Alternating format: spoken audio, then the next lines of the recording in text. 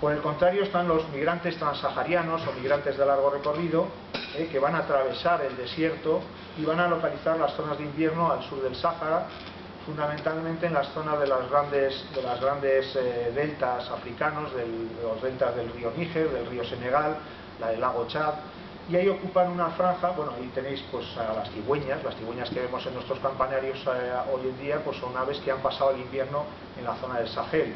Pero también tenemos ahí pues muchas aves rapaces, en este caso pues milanos negros, abejarucos, aves pencejos, golondrinas y aviones, algunas aves acuáticas como la cerceta carretona, algunos patos cucharas, rabudos, muchas aves limícolas y muchísimos pajarillos, tipo sílvidos como mosquiteros, collalbas, etc. Ahí ocupan una zona, realmente muy poquitas aves migratorias que entren a las selvas tropicales, quitando pues el halcón abejero, los vencejos, el cuco, unas poquitas que entran a las selvas. La mayor parte de ellas ocupan zonas, digamos, que están situadas entre el desierto y la selva. Es una zona semiárida, es la zona del Sahel, y son zonas de pastizales con arbustos dispersos, arbustos espinosos, y hay una circunstancia que es también interesante de conocer por qué van las aves allí, y es que cuando estas aves llegan ahora es el final de la época de lluvias, y esa zona seca o semiárida realmente está ahora, es el paraíso, es una zona verde, donde los pastos están en su esplendor, es una zona llena de agua, y ese es el paraíso al que van las aves migratorias ahora en invierno. Y allí lo que hacen es comer dos cosas fundamentales: los saltamontes, las langostas y las termitas. Las famosas plagas de langosta que se producen en el Sahel pues son la base de la alimentación de aves grandes y pequeñas, cigüeñas, cernícalos, aguiluchos, pajarillos pequeños están comiendo precisamente eso, langostas y termitas.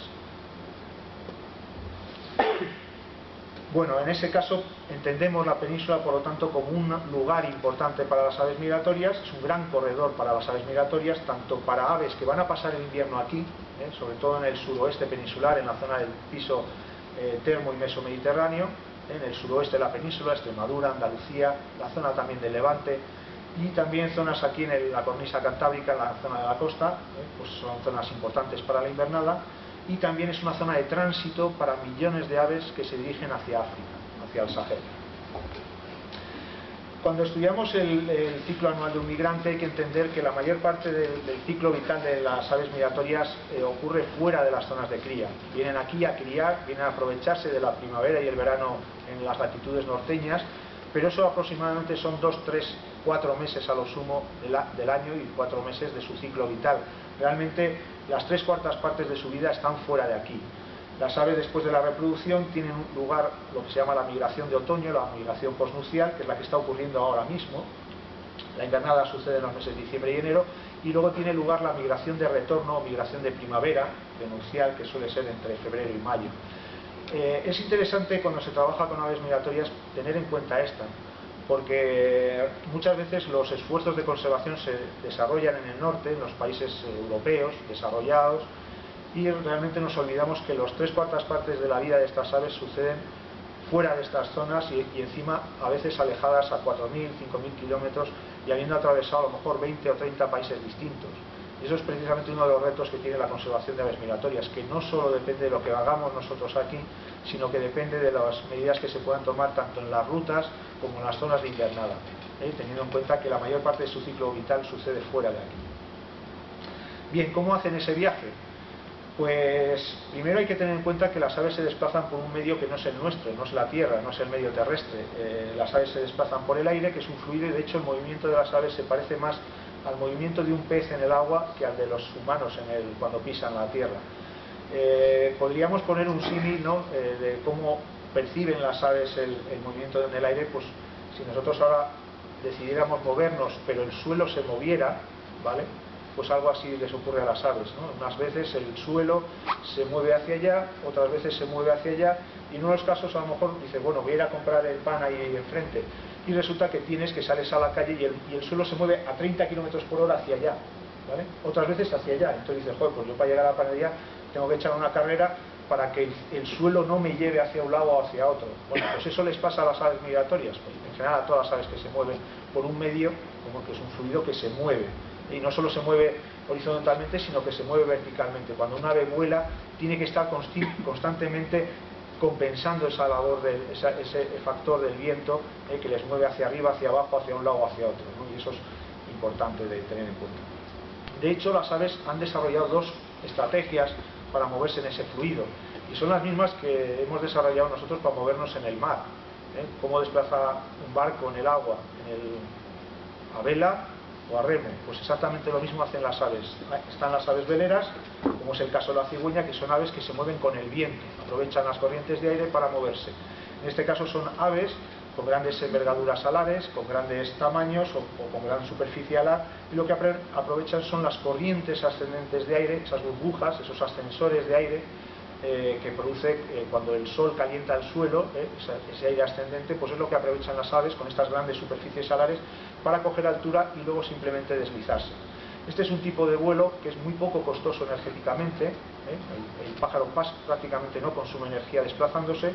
De hecho, se han medido la frecuencia cardíaca en aves en migración con este tipo de desplazamiento, y un ave en vuelo cuando está haciendo una térmica y luego deslizándose, y el latido cardíaco es igual que cuando el pájaro está posado, o sea, está prácticamente en la misma situación de reposo que un ave posada con un vuelo de este tipo, lo cual da idea un poquito de lo que le cuesta al pájaro. Por el otro lado tenemos a un montón de aves que no hacen esto, sino que se desplazan con remos, y los remos son las alas, el vuelo batido, el vuelo activo. Solo tiene muchísimas aves, y es un tipo de vuelo pues simplemente que basa en la fuerza física del movimiento de las aves. En este caso el pájaro consume hasta 30 veces más energía que un ave, por ejemplo, en vuelo de planeado. Pero la ventaja que tienen es que para desplazarse las aves planeadoras necesitan que haya sol, que haya corrientes ascendentes, y eso no siempre ocurre. No siempre hay sol, no siempre hay corrientes ascendentes, y esa es una de las limitaciones que tienen las aves planeadoras. Por el contrario, un ave que se mueve con vuelo batido, digamos, depende solo de su esfuerzo y no depende de que haya unas condiciones más o menos buenas. Esto es como las aves perciben, las aves planeadoras se desplazan. Eso que veis abajo es un esquema de cómo se forman las térmicas en el suelo. Se van formando como corrientes de aire ascendentes. El pájaro llega a coger grandes velocidades cuando asciende. Se ha medido, lo normal es que asciendan a 2-5 metros por segundo, o sea, realmente suben muy deprisa. No les cuesta nada coger esos burbujas de aire, y luego simplemente lo que hacen es dejarse deslizar hasta la siguiente térmica, ¿no? Eso condiciona su ruta migratoria, porque de hecho pues, las corrientes térmicas, por ejemplo, no se forman encima del mar, o por lo menos en las zonas templadas no se forman encima del mar, y eso hace que las aves tengan que desplazarse siempre por encima de tierra, tienen que volar por encima de tierra, y eso hace que sus rutas migratorias estén condicionadas por la presencia de tierra. Y eso es precisamente lo que le hace al estrecho, no solo al estrecho de Gibraltar, sino a otros estrechos como el Bósforo, Dardanelos o las zonas de la península arábica, tan importantes para las aves migratorias, porque son los trayectos, digamos, que es con menor distancia sobre el mar, o que discurren todos sobre la superficie terrestre. Por el contrario, las aves que se desplazan con vuelo batido, que son muchas aves acuáticas, muchos pajarillos, la mayoría de ellos, pues lo que hacen es volar en un frente amplio, no están condicionados a esas térmicas, pueden volar por encima del mar sin demasiado problema, y en este caso la migración ocurre como una gran marea, como una gran ola de aves que se desplaza de norte a sur de un lugar a otro. Una cosa importante cuando se trabaja con migración, y que bueno, pues se ha descubierto relativamente hace poco, es que la mayor parte de la migración ocurre de noche. De hecho está empezando ahora. El 80% de la migración ocurre de noche. Realmente hay muy pocas aves que migren de día. Normalmente migran de día las aves que utilizan las térmicas, como hemos visto, y algunas pocas que sobre todo migran a primeras horas de la mañana y últimas de la tarde. Pero el 80% de las aves se mueven de noche. ¿Y por qué se mueven de noche? De hecho, ha habido mucha discusión por qué las aves escogían la noche para volar. Aves que dice, vale, que lo haga un autillo o un búho chico, lo entiendo, pero una curruca o cualquier otra ave que tiene hábitos diurnos, ¿por qué cuando llega la época de la migración escoge la noche para moverse? Bueno, pues podríamos decir, bueno, pues hay menos predadores, bien, de noche tenemos menos riesgo de que nos coman, la atmósfera es más estable, se evitan las turbulencias del sol. Además permite también orientarse por las estrellas, que es una de las cosas que hacen las aves, y en especial los migrantes nocturnos, pero lo que se ha visto también es que hay una historia fisiológica detrás de la migración nocturna, y es que el vuelo, como hemos dicho ahora, el vuelo activo consume mucha energía, es un gasto energético fuerte, y además lo hacen con uno de los mejores aislantes que hay en la Tierra, que son las plumas.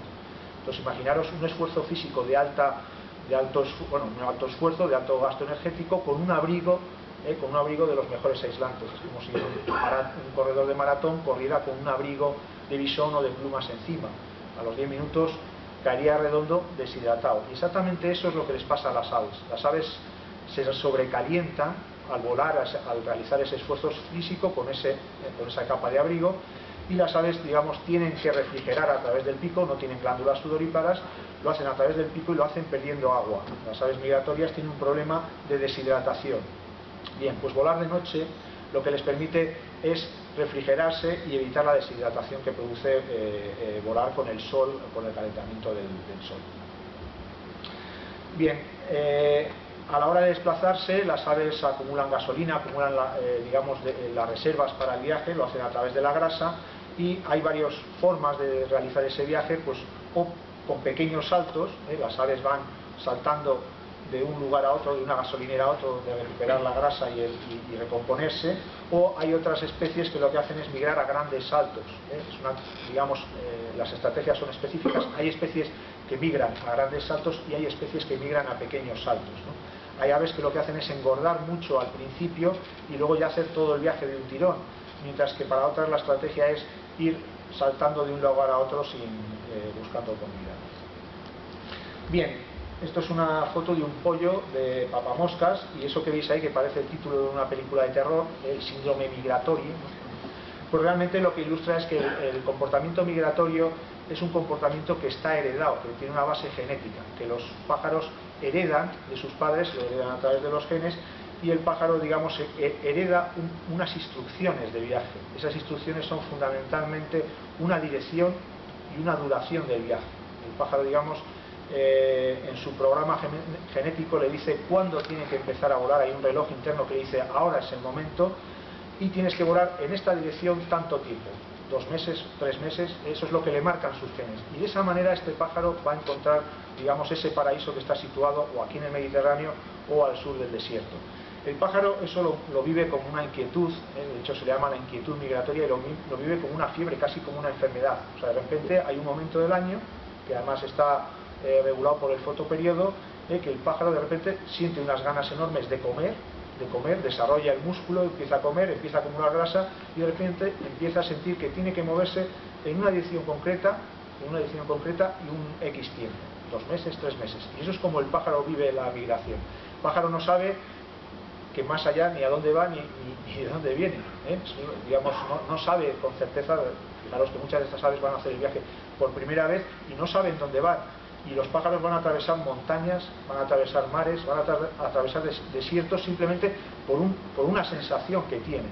O sea, el pájaro va a llegar a la costa, va a ver el mar, muchos de ellos por primera vez, y claro, pues cualquier ave, digamos, se moriría de miedo y decir, bueno, ¿qué es esto, no? Y además no veo el horizonte.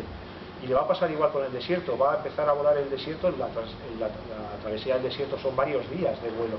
El pájaro va a volar por encima de la roca, de la arena, y simplemente porque siente que eso tiene que hacerlo así, ¿vale? Y es importante entender que el comportamiento migratorio es un comportamiento con una base genética.